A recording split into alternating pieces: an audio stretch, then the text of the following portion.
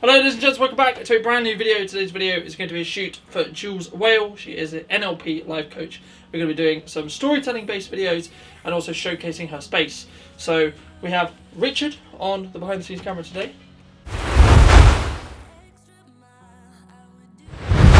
It's very, very lovely, and thank you very much to him. But I wanted to go over some gear briefly. I'm not going to go over everything, but we're going to be shooting mostly on the Sigma 18-35, as you can see here, on the GH5, and a plate I need to tighten apparently.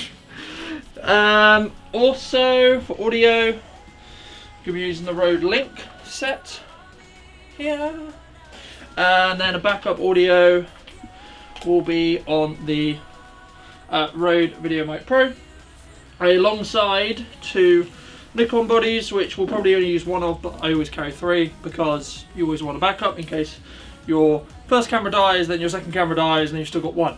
Hopefully, if you all three die, what is wrong with your luck? So we've got a Nikon 5300 and a Nikon 7200, and we'll be most likely shooting a tighter angle on the, if I move everything out of the way, 70-300 f4. And potentially, if I see a use for it, the 10-20mm, which is equivalent to 16-35 on full frame. And yeah, and then we're going to be illuminating with the small aperture panel that we carry around. That is about it, really. We'll be shooting mostly on the moving shots on the Glidecam that you can see behind here. And then we've also got two tripods, one more cheaper than the other, because one doesn't need to move, the other one may need to move. So yeah, that's that. We have about half an hour till we've got to do anything. So a few moments later.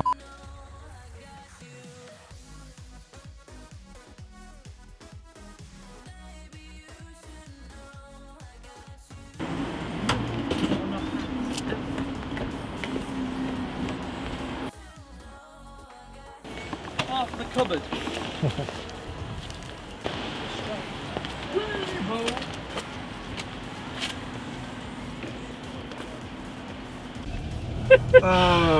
Just the other side of Stratford Subcastle. Yep. Massive place with a lovely long driveway. Yeah, oh, it was gorgeous. That big house. Yeah. Little Downton. Little Downton Manor? Is that what? Is that what it was? Is that what the event I was thinking of? Can't think what it was called. Yeah, I think I was filming the live singing, I think.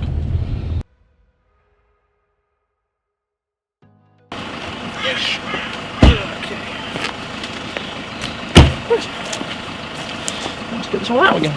Wait, me this one.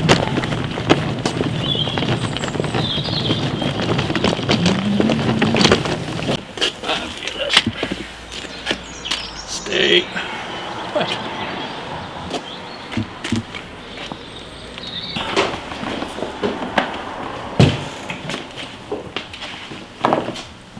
Too much stuff in my job.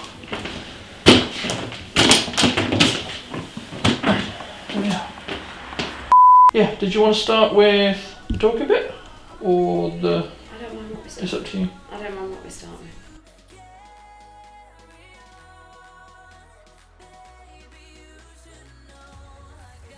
You know, because I've worked with you a lot, Carlton, and it's not about me, but it is about me. It's about finding the benefit and the positivity in an experience that's been fairly traumatic, a lifestyle that's been fairly traumatic, to actually making sense of that and then choosing to live differently. That to me is a definitive part of NLP coaching. In my own world, I wasn't feeling great because I'd had a lifetime of living with, well, I was living with, my late husband was an addict, so it was pretty rock and roll. And when he passed, I was basically in about 100 grand's worth of debt, which is quite a lot of debt, and I thought, well, I'll just carry on working forever and doing what I'm doing, but I couldn't get away from the fact of that this incongruence of how determined I can be and how forward thinking I can be in a job, but how retrospective I was being in my own life. I couldn't let go of all of the bad stuff. I just didn't know where to park it, and it was getting in the way of me moving on. When your friend says, "Oh, I'm fine," are they? And the conversation about your true friends will actually see through that, right? Or your true friends, right? People who know you, they'll know when you're actually fine, right? Your mother, your father, your sister, your brother, your best friend, they'll see when you say, "I'm fine," that you are or you are, whether that's true or not. What would, I mean, I don't know whether there's a question there, but I guess what advice, how do you see it? How do you know? Is it, I guess in some ways for me it would be a kind of an instinct thing, but is there NLP related understanding to that?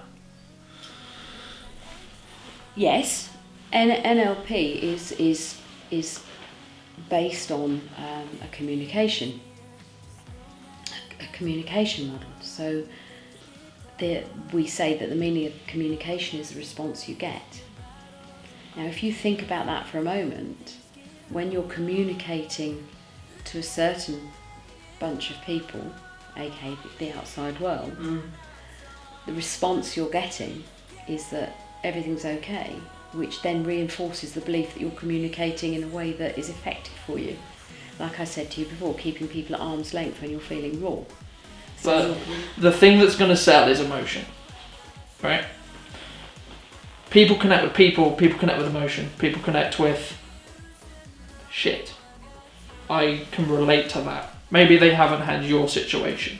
Maybe they haven't had that specific thing that's happened. But I'll give you an example. I can relate because my dad left. I know how I felt when that happened. I know how I still feel about that. I've mentally, because I'm interested in NLP, not to your level, but I've done work on my own mind already and to get my own clarity on my own. So I don't have an issue with talking about it. Right? Friends of mine joke about it with me because they know I don't care, because they know that it's not going to hit me, because I've done that work. What someone who would want to come for a breakup day perhaps would want to work with you is, I guess, they want to connect with you. Yeah, it's the same with like surrounding yourself with positivity and then negativity, right? If you consume negativity, you'll be negative. If you consume positivity, you'll be positive, right? Like just passively. So that's why I always try and surround myself with positive people, right? Even when the world isn't technically positive right now, right? But that's because then I will naturally be positive. Well, we absorb it. We absorb a lot of it, don't we? We absorb those feelings around us, and we absorb the mood. Yeah. When we look at people's values, it's very, very important to actually define what that means to that person. What actually does your value mean to you? And that's why I usually would say what's important to you about that, what's not. Because when I say values, if I ask people what their values are, they would usually come out with the top 5, honesty or integrity, authenticity. So welcome back, ladies and gents. As you may have been able to tell by now, I'm not sure where the vlog is because I've been working. We are now in between the 2 segments of the video. So the brief, as I said this morning, was to showcase the space, but also showcase Jules' story. The story element that we started with is finished, is done. I'm now here planning out what my plan is to showcase the space, what important elements jump out to me specifically in the space, and also then getting Jules' opinion on what she wants showcased as well. And it's important to mix those two whenever you do something like this. And also, some would say, why did I schedule a whole day to do 2 videos? Because then we're not rushed for time. We're not currently going, oh, is that the time? Oh, is that the time? I can now take the time. I can now take half an hour, 20 minutes, 15 minutes, however long it takes for me to get a good visualization in my head of what this video that's going to showcase the space is really going to look like. What equipment do I need? What lenses am I going to use? How am I going to shoot it?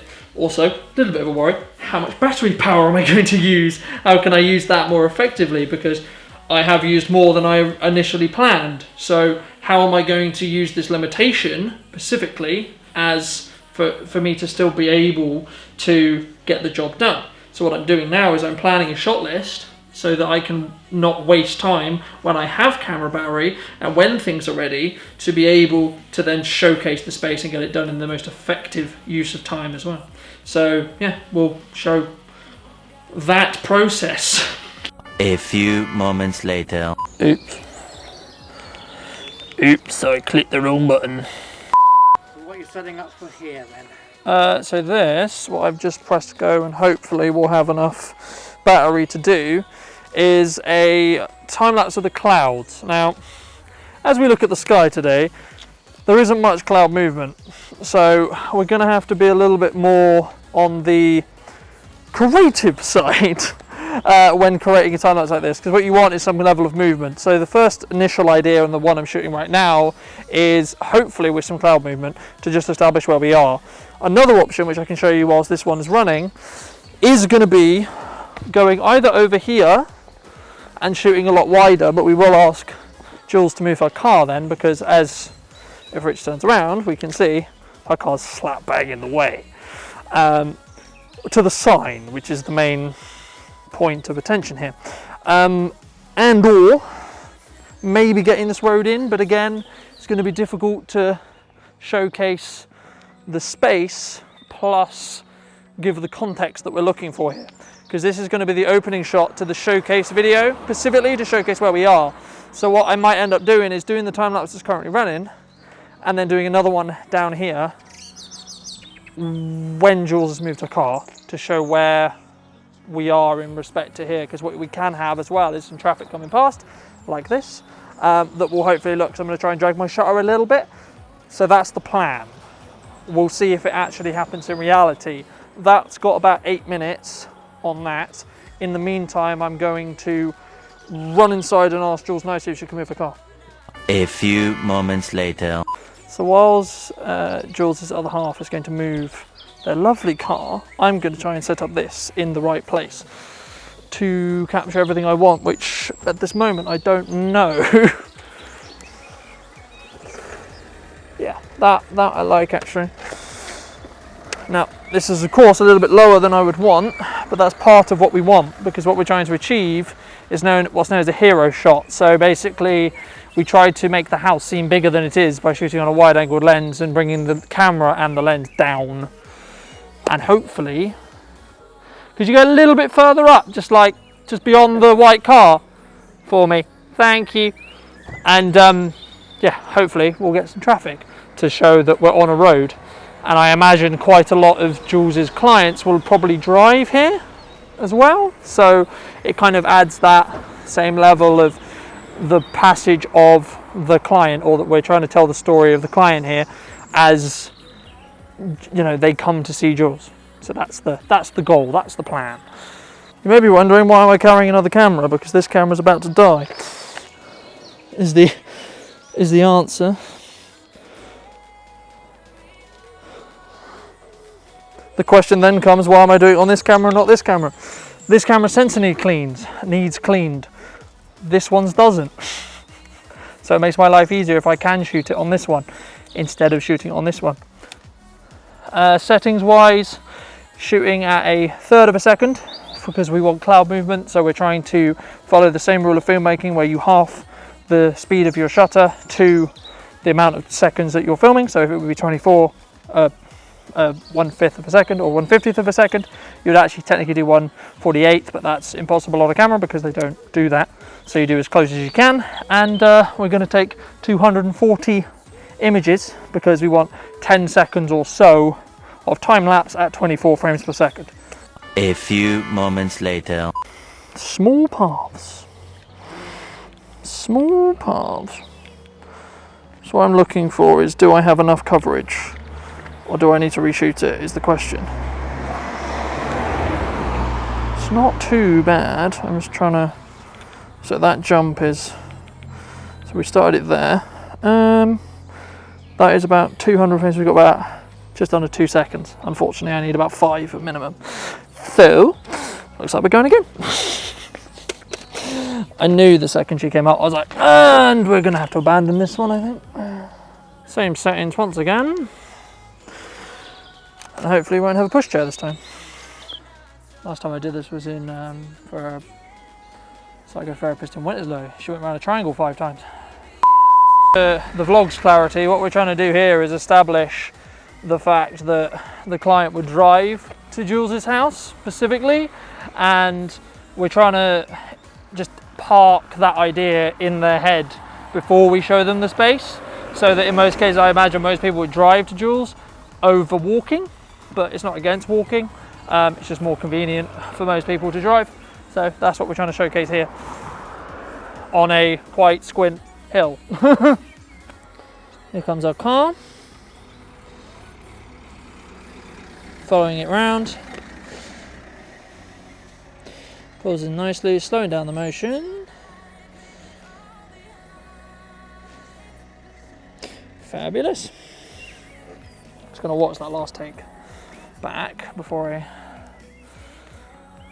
because I think we got it on the first one.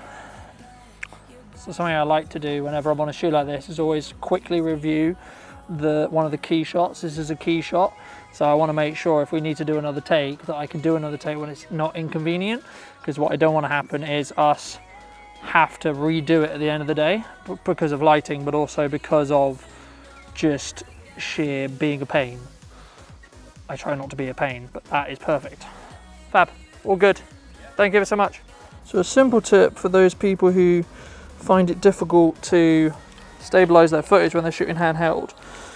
In most cases you want to have as many points of contact as you possibly can. So I've got my right hand in the grip and I brought my elbow in.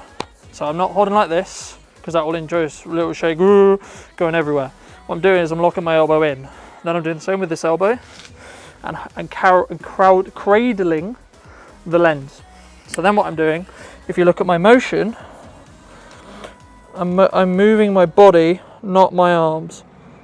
So I'm moving my whole upper body instead of moving my arms. I'm twisting my body, right, instead of like this. Because what happens when you do this is you have to move your arms out from your locked position. This is going to be more stable than this.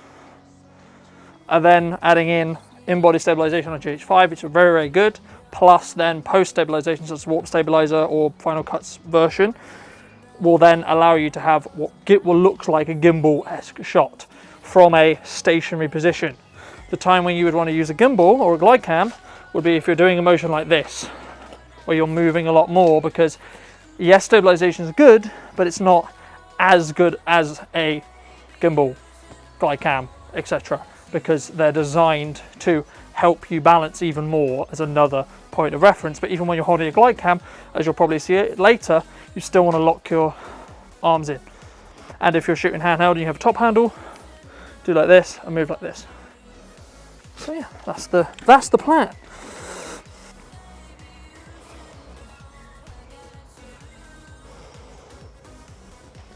Fabulous. Right. So that's that shot done. Next shot is going to be, we're trying to build a story. So I always shoot in continuous order. So we started outside, we established where we are, we showed the client come in. We're now showing little details like this sign, for example. We're now going to go inside. We'll do that for a transition. I don't think we need to really do a walking into the door for 2 reasons. One, it's a pain in the arse to expose for, and a pain in the arse to shoot, because you have an exposure outside and you have exposure inside. They won't necessarily be the same. Also, you have to go up 2 steps, which is going to introduce shake.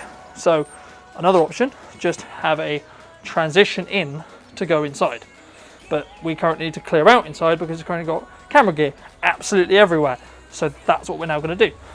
A few moments later. Oh, that's bloody tight. So what I'm currently grabbing is a bunch of detail stuff.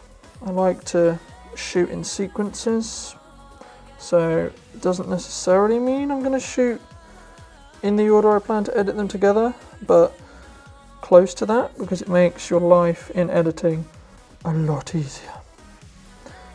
But the thing is also, something which you need to think about is your setup time. So anything I plan to get handheld, I'm going to shoot now, even if it's not in the right place from when I build the edit.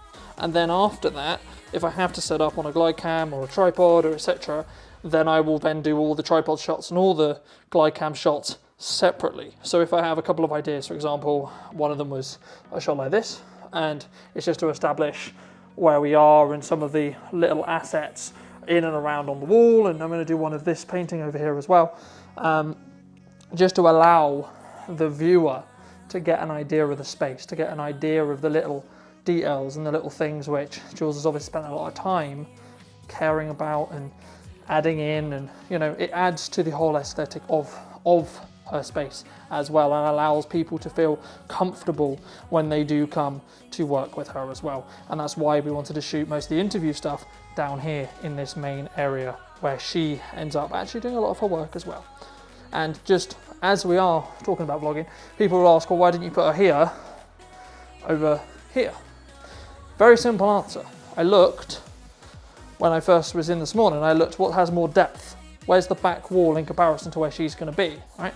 If I put her here, there's less space here than there was between here and this window. Also, I wanted some level of backlight. That would have been really challenging to expose because the window's larger. This has quite a nice frame. She was framed on it, and it makes life when it comes to lighting a little bit easier as well because I've got more space that way. So that's why I did what I did.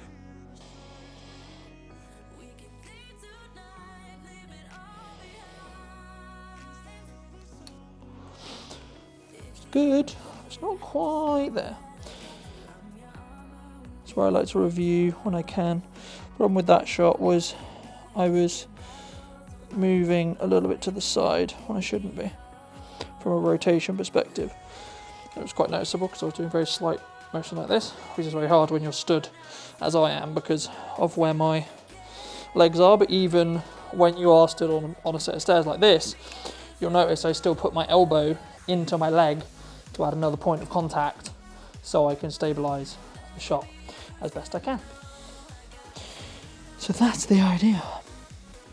So I've just finished most of the detail work, or the detail shots I wanted, that I like to personally shoot handheld. That's not because it's better, not because you can do it either way. I could have rigged up my Glidecam and done it, but personally the smaller I have the setup, the less chance I'm going to knock into things and ruin the shot. So what I'm doing now is I'm balancing as best I can my Glidecam, because the next couple of shots, or the next 2 or 3 shots, are going to be some push-in shots to really showcase the space from downstairs. I've got a shot from upstairs looking down, which is going to be great to cut into, but a shot which I think is going to transition really, really well, which I was debating around how I was going to do. What we're going to do is we can have the window, or the door, sorry, open, and I'm going to push in from outside, showcasing the space here, and then we're going to grab a couple of details like this robe, for example, that the client requested. We're going to deliberately illuminate in here and try to keep the exposure outside darker, because in most cases when you look at something, your eye will naturally go to the brightest part of the image. So we're going to deliberately make this area the brightest part of the image by having these lights on. But we'll do that in a minute. So yeah, that's the plan. Balancing a Glidecam can be very simple, can be very complicated, depending on how many times you've done it. I'm quite used to it. I've used the Glidecam for many, many years, so for me, quite easy. You have basically a knob here that controls the back and forward balance, and then a knob here which controls the left to right balance. What you're really looking for is a drop time between about 2 to 3 seconds. So a drop time is basically the time it takes to go from horizontal to vertical. As you can see here, we're about 3 seconds or so. How you can count that is basically just counted 1 elephant, 2 elephant, 3 elephant. Other ways to do it, 1000, 2000, your phone, etc. As long as you can have roughly an idea. There's lots of people who talk about specifically how you should hold a Glidecam. Some people say your dominant hand should be on this part on the gimbal itself. Personally, I've always had my dominant hand, which is my right hand, as the controlling arm. It's just how I learned, it's just how I prefer. It's mainly a preference thing. In theory, if you're holding a weight, the reason why you hold it with your dominant hand is because all the weight is on this bit here, right? But because again, I'm locking my elbow in, it means I'm not really holding much of the weight. My entire body holding much of the weight. And again, when you walk, I'm absorbing the impact with my legs. So I'm not going to walk like this because there'll be a lot of up and down movement. What I'm going to try and do is bend my legs so I absorb it with my knees, and also you should walk in a way that's like a ninja walk. So you go heel to toe, because most people when you walk you go like this, right? You're going to have that up and down movement. Now in some cases you may want that. If you're running, for example, or you want to show a level of intensity within the film, then you can just run normally. In this case, I want it to be as smooth as possible. So this is in no way balanced, but you'll see a little bit later on, I'm going to walk like this, keeping it nice and steady as best I can, and deliberately taking slower steps. The slower you go, the more it gives you some level of control, right? You can go faster, but you're going to have less likely or more likelihood that you're going to walk into it, like your knee might hit it, or it's actually because you have less control. So again, it just depends on the look you're looking for. But to be fair, we're a little bit off, but the balance is nearly there. And as I say, the process on a Glidecam, when people first buy a Glidecam, it's normally their footage ends up being worse than it would be handheld. But then as you use it more, as you practice more, then you end up being in a position where, in my opinion, footage looks really, really good. Now, of course, you can go to the full approach of wearing a vest as well, which this would hook into, and that's going to remove a lot more of the up and down movement. But that's 1, expensive, 2, heavy, and 3, can be very uncomfortable to wear for long periods of time. By no means is this comfortable to have a long period of time, but that's the entire point. You're only meant to use it for specific shots, and that's why I deliberately only set it up when I need those specific shots. I may refilm some of the detail stuff with it, but I've got those handheld versions when I need to. So yeah, that's Glidecamming, really. I'm now going to finish balancing this, and then we will hopefully go into the couple of shots I need with the Glidecam. I think I might do this actually differently. What I might do is not try and show both.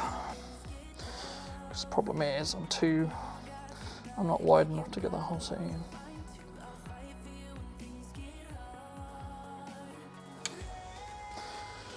Let's make sure it's in focus. And again, whenever I shoot, I try to only move my whole body where I can. And if I can shoot it standing still, I do.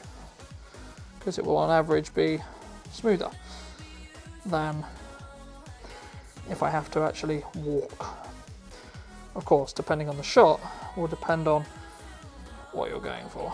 This could of course also be done on a motorized slider, but personally for me, they do give different looks. And also it's more stuff to carry around. Something which you may not necessarily want to do. Because I thought about bringing it, but then there was the setup time, other batteries, other concerns, other focal lengths. You have to stop down a little bit because no matter how well when you're shooting on manual focus, you get it in focus, it will go in and out of focus because it's a moving camera, right? So that's why I just stuck with 2 locked off cameras for the interview so I could focus on the interview specifically because I was running it. So yeah, job done. Grabbing my foot, grabbing my foot. So something you can do is if you want to fake how smooth the shot was, you can shoot it in a higher frame rate than you intend to use. Personally, I think that makes for sloppy filmmaking because it gives you a free pass to basically do it not as stable as you could do it. And for me, I would rather do it the harder way and get it right than specifically, you know, have it faked, so to speak. But that is an option.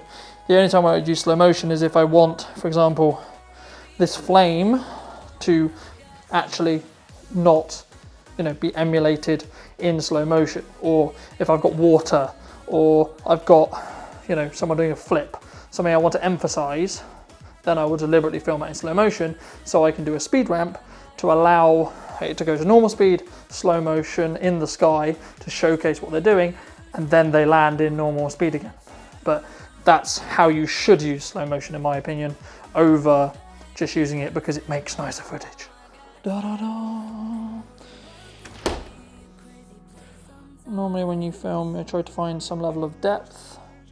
So as you can see, I'm using the table as foreground here, because if you have a motion and I don't have a level of foreground, you won't be able to tell as much that I'm actually moving.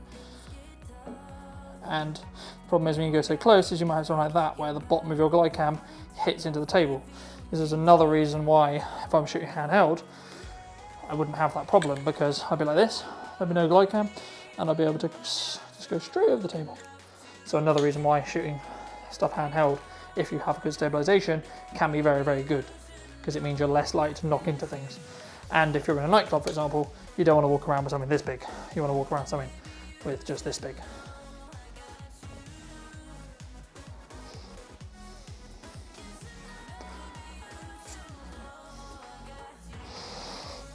I'm just going to double check, because as you can see, as I've been using the Glidecam, it's slowly just gone out of balance.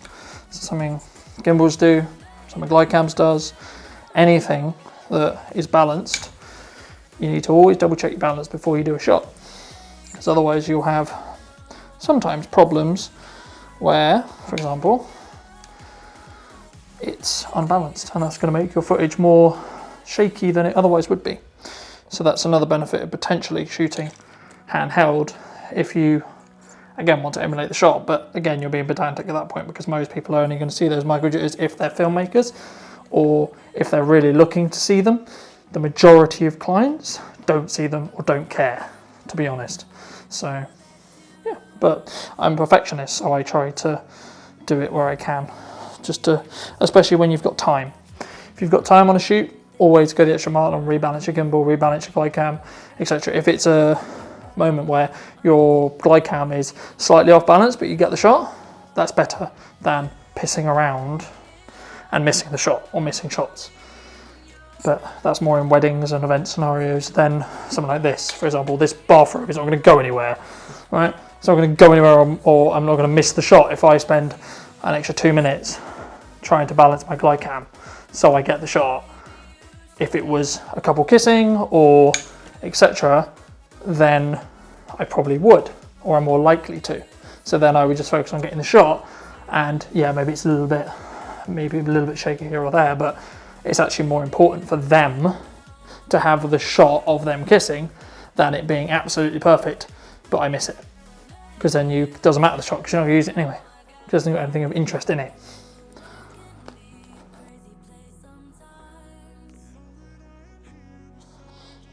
Cool. Right, let's have a look at my shot list. Showcase downstairs 1-to-1, done. Showcase upstairs, aftercare day, done. Ropes on the stairs, done. Images, done. Kitchen, done. Cloak, done. View from downstairs, done. Bathroom, not going to do, and that was for you. Fab, job done. From my shot list anyway. So as you saw earlier in the video, I made a brief plan. It was very brief. I wanted to leave some room for me to look out things and etc. as well. So I've just gone down the shot list and just ticked off the ones that I know I've already shot. So now I'm confident to be able to go and get Jules in to basically finish off. Really, that's the plan. Hopefully, if she's okay with it, we'll get a little testimonial as well. So yeah, that's the plan. So what I shall do is go get a tripod in case I want to get 2 cameras so we can shoot on both.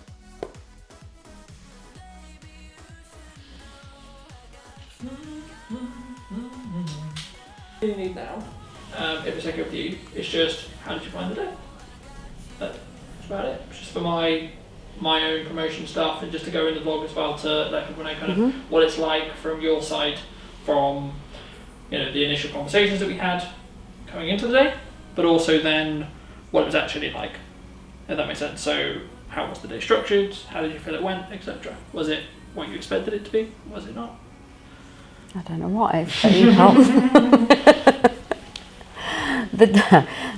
The day was really good. Thoroughly enjoyed the day. It was what I expected it to be. I think the best bit about the day was it was actually tailored around what I wanted and what I wanted to achieve. It wasn't about what you wanted, it was about what I wanted. Seamlessly done, feeling very reassured by the whole thing, and included in the process, but not too much to be baffled by it. But is this, is this what you want to happen? Do you want it scripted? Do you want it unscripted? How do you want it to be? And I think that's the best kind of day. Yeah, and I think, as I say, for me, as we discussed before, I think the main thing that strives today apart from others is, if you look at one of my shoots in comparison to today, it's very, very different. Right? Every shoot. I can't just run out. That's alright, don't worry. I'm rolling on this one, so it's fine. Cool. For me, the main thing is completely just different. Every shoot's different. That's why I like to document them, because Absolutely. They are very different, and I try to make them very custom, deliberately. Well, it's my shoot. Today is my shoot. It's my day, about me and my little space, and just to have the opportunity to talk about that and to showcase what I do and how I do it and where I do it is really important. And I think the most important thing for me was the ease of which you captured the flavour of it. So yeah, I'd highly recommend Carlton Brunton. Wow, thank you. Yeah, no, I would. I like this seamless, I like this easy, just roll with it. Good. Not bad. Because it's not every client feels that it is. So it's really nice of me to hear that it is. Because I design it deliberately so it's as little effort for you as possible. And I think the thing that sets it apart, Carlton, and perhaps I didn't say that then, it was all about what do I want to happen? How do I want it to be? I didn't have to get involved in the mechanics of it, because that's not what I'm interested in. But how do you want your day to be? And I think a lot of people forget that. I do think it's about that relationship building and that. Yeah. That's so important. When somebody tells me that's how I think you should do your day, I'd back off from that. So hold on, how do you know? Well, that's yeah. Oh. Yeah. Well, simple as that. How do they know? Yeah. I don't know how you want your day. I have no idea. Outside of me show up. Well, you do now. Brilliant. Show up and film. Yeah. Yeah. All right. Fab. Thank you. Thank you ever so much.